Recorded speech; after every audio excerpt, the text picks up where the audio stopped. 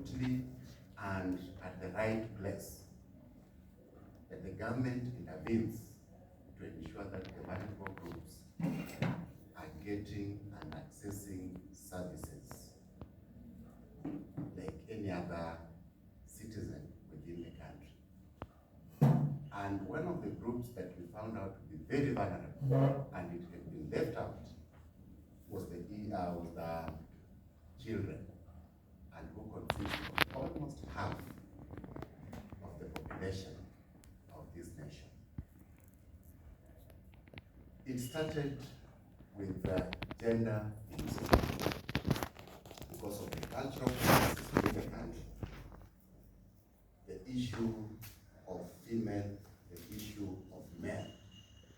The male gender was domineering everywhere, be it in access to education, access to employment, at family level, because of religious issues, it was the man.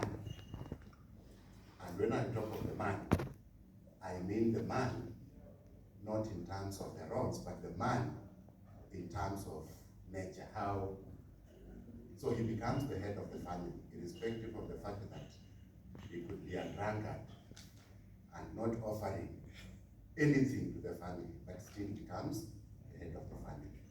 So as a government, we did a lot to ensure that there is equal opportunities at all stages in terms of gender. So we did gender mainstreaming, it became an issue, we went with it. Now, like even in terms of education, enrollment, the number of girls in schools in Kenya at all levels is more than the number of boys. Now, when it comes to employment, we've tried, we've moved, we put there 30%, but as we are talking currently, we are talking about 40% of women in employment and other economic empowerment sectors. Then from there, we found out that there was another group that had been left out. And these, under APDK, we talk of persons with different abilities. Now we started deliberately to see how we can do intervention in terms of people who are disadvantaged, disability. So as a government, through the same ministry, we brought various stakeholders on board to see how we can deliberately do something for persons with disability to ensure that they also access services as any other person. So we did deliberate moves that was including, like when it comes to education, how best can we address issues of children with disabilities to access education, to access medical care. Then when they're in adulthood, is there a deliberate move we can do to ensure that even in matters of employment, they are not left out? And moving that, we are at a level. We've not achieved what we intend to achieve as a country. But all this effort that is here, we are trying to get to that level where we can say as a country, we've indeed taken care of persons with disability. And when we look at it, we can say, yes, we have. Then came this other sector, which we discovered that apart from even accessing to that services that are available, like education, like medical care, but still there was the issue of protection. And this is the population we're talking about, children. So because of various issues, we found out that there is a deliberate move that the government can do to ensure that the rights of children are protected. And this is because of the various diversities within our cultures. Like in Kenya, we are talking about 43 tribes. When I talk of tribes, I am expressing the ethnicity, background of various citizens in this country. Now, in some of the cultures, as we shared with the team from Colombia, Nepal, and Denmark, in some of the cultures, if children are born as twins, it's a taboo. So they have to be killed at birth. If a child is born with disability, to some, it's also a taboo. To some, it's a form of witchcraft that can then wipe the whole clan. So they have to make sure that that child is eliminated. And some of the ways in which they eliminate that child is so dehumanizing that as a government we have to come in and say no. You heard about, like in Samburu, where they get that child with disability, put him at the exit of the cattle herd so that the animals can trample on that child. And nobody can be blamed because he lost a life through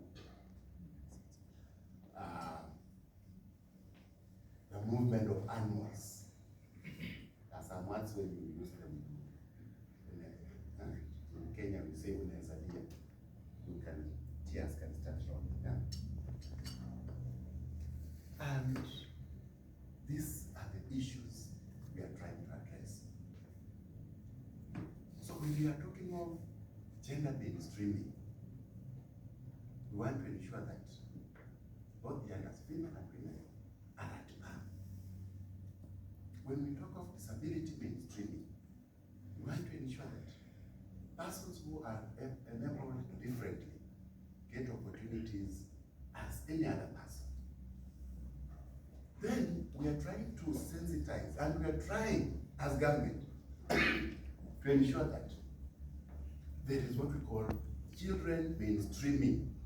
And when we talk of children mainstreaming, is we want each and every policy, but no policy in government from any ministry goes through without the issues of children having been addressed. Ministry of Transport and Infrastructure to be mainstreamed in our policy. We say it is very important because even the roads you are constructing,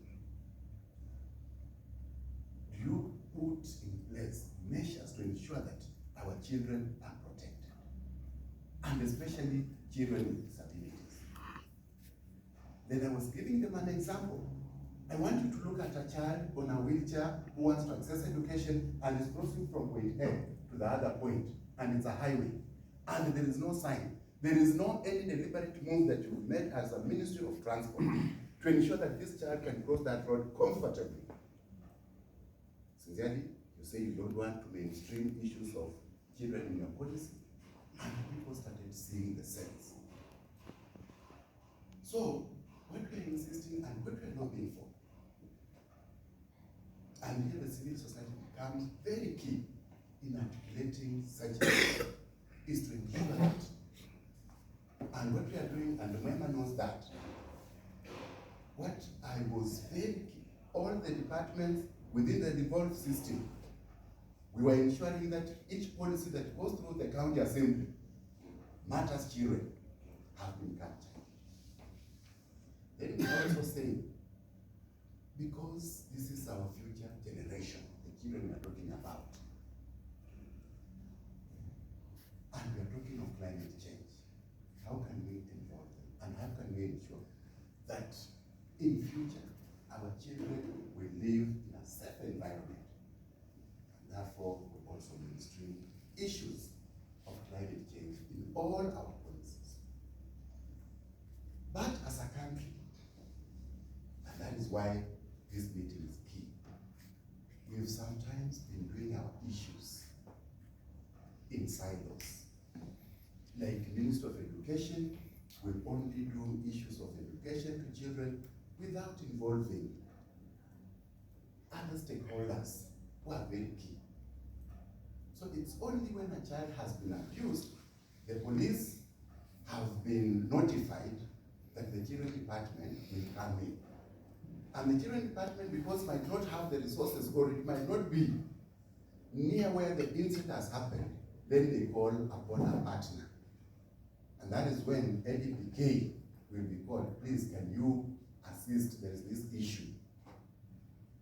So when we were going through it and when we were looking at how best we can now articulate children issues and make synergies and come together, APDK said, this is what we've learned from our partners working closely and from the experience we've gotten from APAR, that it is important we have a network so that this network can bring together government agencies and non-state actors, so that when we are talking about issues children, we can articulate them effectively. We can have a network where we can make referrals, where we can do prompt intervention that can then ensure that matters children are safeguarded at all levels without leaving any child behind. And that is when we talk disability inclusion. So this is the network now we are saying we are here, and we want now to share our experience with the team from Denmark, the team from Nepal, and the team from Colombia. So I want us to share our experience as a country. What do we do? And especially the partners who are in the room and the other state agencies, just sharing how you intervene matters children, matters disability, matters gender, so that as we do all this, we are talking about care to our children. And when you talk about care to our children, it starts at family level. Have we empowered our families to ensure that we are strengthening, and we have our national care reform strategy, and our pillar 1 is about prevention of family separation, what Rita was talking about and what she's coordinating. How do we ensure that our children are not separated from families? And in that pillar of separation, I was telling people, let us not just look at the child as an entry point of separation. Let us also ensure our men are not separating from their wives, and our good girls are not separating from their men.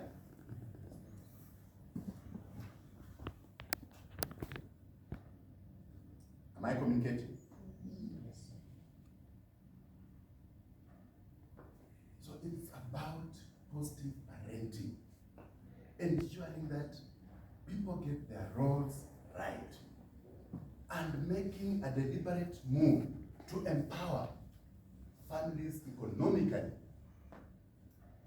so that the issues of separation are not there.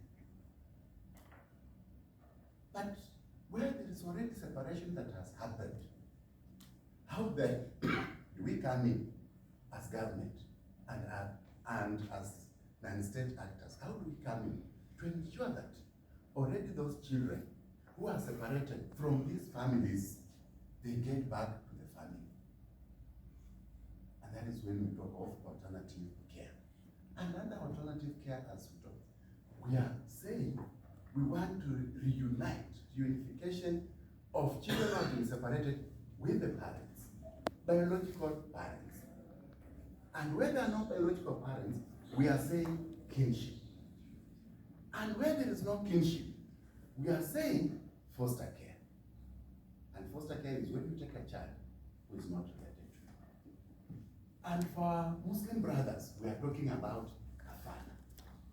But for those children who are abandoned and nobody knows their whereabouts, then as a country, we are embracing adoption, where that a child can get permanence in another family. Then, of course, where you feel that you want your child to be taken care of by somebody in case of any incapacitation, or if for some other reasons, we are talking about guardianship as a country. But we are saying is, institutional care should be the last option. And as a last option, it should be very temporary, so that we do not have our children becoming young adults and eventually adults without family and communal linkages. So with those many remarks, I want to declare this meeting officially open so that we can have deliberate discussions. And I want to wish you all the best. Thank you, and to our friends,